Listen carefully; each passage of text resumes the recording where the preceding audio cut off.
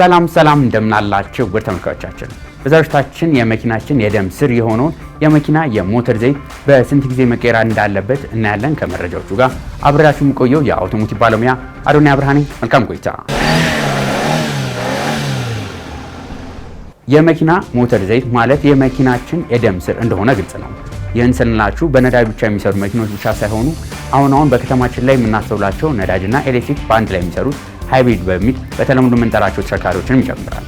እነዚህ መኪኖች የመኪናችን ሞተር የሚገኙበትን የተለያዩ የሞተር ክፍሎችን ማንቀሳቀስ ይኖርባቸዋል። ይህ ደግሞ በውስጡ ፍሪክሽን ወይ ደግሞ ሰበቃ እንዲፈጠር ያደርገዋል።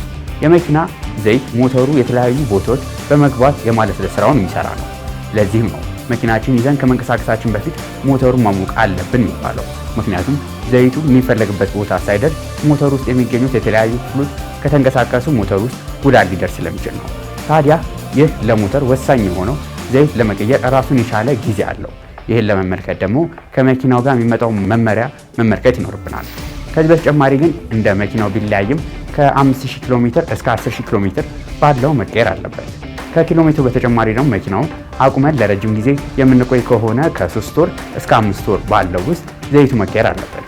ከዚህ በተጨማሪ ማየት ያለብን ነገር ዘይት መቆሸሽና አለመቆሸሹን የመኪናው ኮፈን ከፍተን የዘይት መመልከቻ ዲፕስቲክ ስንመለከት በውስጡ ያለው ዘይት ቆሽሾ ወይም ወደ ታች ወርዶ ከሆነ ዘይቱ መቀየር አለበት ማለት ነው።